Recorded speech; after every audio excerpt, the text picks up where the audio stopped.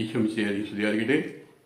എല്ലാവരെയും സ്നേഹപൂർവ്വം വചന വിചിന്തനത്തിലേക്ക് സ്വാഗതം ചെയ്യുന്നു. പരിശുദ്ധ കന്യാമറിയത്തിൻ്റെ സ്വർഗാരോപണ തിരുനാൾ ആഘോഷിക്കുന്നതിന് വേണ്ടിയുള്ള ആത്മീയ ഒരുക്കത്തിലാണല്ലോ നാം എല്ലാവരും. അതുകൊണ്ട് നാം ഇന്ന് ധ്യാനിക്കുന്നത് പരിശുദ്ധ മറിയത്തിൻ്റെ സ്വർഗാരോപണത്തെക്കുറിച്ചാണ്. ദൈവജനത്തിലൂടെ നമ്മുടെ മുന്നിൽ വെളിപ്പെട്ടു കിട്ടുന്ന നസറത്തുകാരിയായ മറിയം ഒരു നാട്ടുമ്പുറത്തുകാരിയായ സാധാരണക്കാരിയായ സ്ത്രീയായിരുന്നു. തൻ്റെ ഭവനത്തിൻ്റെ ചുവരുകൾക്കുള്ളിൽ രക്ഷകനായ ദൈവത്തെ പ്രതീക്ഷിച്ചുകൊണ്ട് ദേവാലയത്തിൽ ശുശ്രൂഷ ചെയ്തുകൊണ്ട് പുരോഹിതന്മാരായ തൻ്റെ ഗുരുക്കന്മാരെ സേവിച്ചുകൊണ്ട് ജീവിച്ചവൾ, ചരിത്രത്തിലെ ശതകോടി ശരാശരി സ്ത്രീകളെപ്പോലെ അസാധാരണമല്ലാത്ത ദിനചര്യകളിലൂടെ കടന്നുപോയവൾ.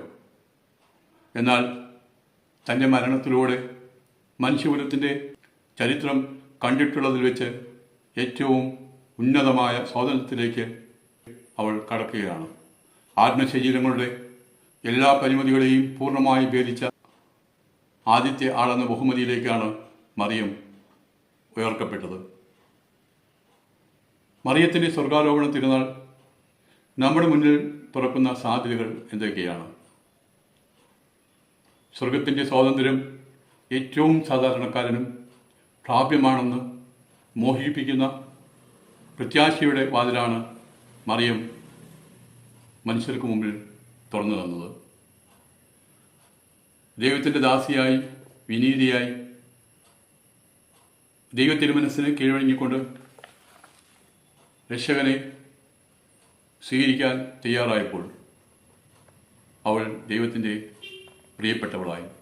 നസ്രത്തിൽ ആരുമല്ലാതെ ജീവിച്ചിരുന്നവളെപ്പോലും ആഘോഷമായി വരവേൽക്കാൻ മാത്രം വിശാലമായൊരു സ്വർഗമുണ്ടെന്ന തിരിച്ചറിവ് നിസ്സാരരും നിശബ്ദരുമാക്കപ്പെട്ടവരായ ജനതയ്ക്ക് മുകളിൽ ആത്മവിശ്വാസത്തിൻ്റെയും പ്രതീക്ഷയുടെയും നക്ഷത്രദീപമായി മറിയം മാറുന്നു.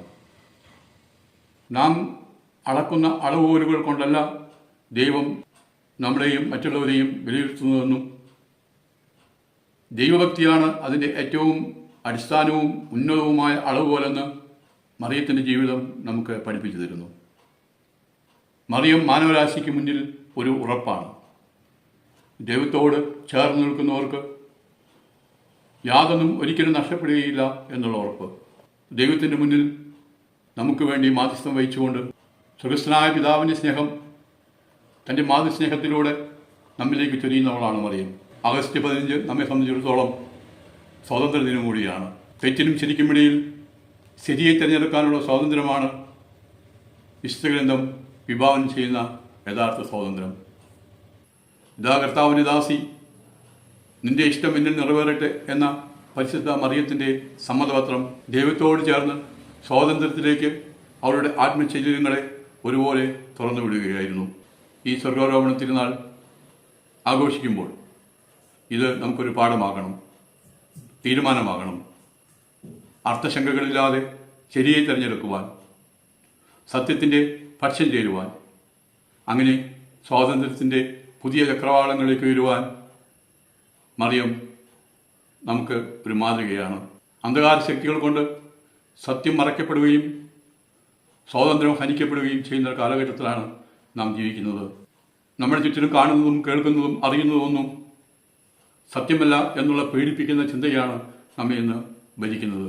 സമൂഹത്തെ സ്നേഹിക്കുന്നവരെ, സഹോദരങ്ങളെ സ്നേഹിക്കുന്നവരെ ഇല്ലായ്മ ചെയ്യുവാനും അനീതിക്കെതിരെ ശബ്ദമുയർത്തുന്നവനെ സമൂഹത്തിൻ്റെ അരികുകളിലേക്ക് മാറ്റി നിർത്താനുമാണ് ഇന്ന് എല്ലായിടത്തും ശ്രമങ്ങൾ നടക്കുന്നത്. സ്വാതന്ത്ര്യം ഇന്ന് വലിയ അപകടത്തിലാണ്.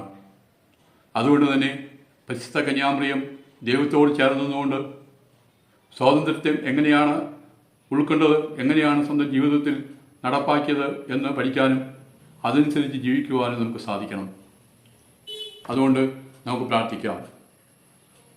അങ്ങയുടെ അമ്മയായ മറിയം തന്നെ തന്നെ പരിപൂർണമായി സമർപ്പിച്ചപ്പോൾ അവൾ ലോകത്തിൻ്റെ തന്നെ അമ്മയായി ആശ്രയമായി മാറി. അതുപോലെ ദൈവത്തിൻ്റെ ഇഷ്ടം മനസ്സിലാക്കിക്കൊണ്ട് സ്വർഗസ്ഥനായ പിതാവിൻ്റെ മുന്നിൽ തങ്ങളെ തന്നെ സമർപ്പിക്കുവാനും കൃപ സ്വീകരിക്കുവാനും വേണ്ട ശക്തി നൽകി ഞങ്ങളെ അനുഗ്രഹിക്കണമേ. യേശുവെ സ്തോത്രം, യേശുവെ നന്ദി, യേശു ആരാധന. Hallelujah, hallelujah.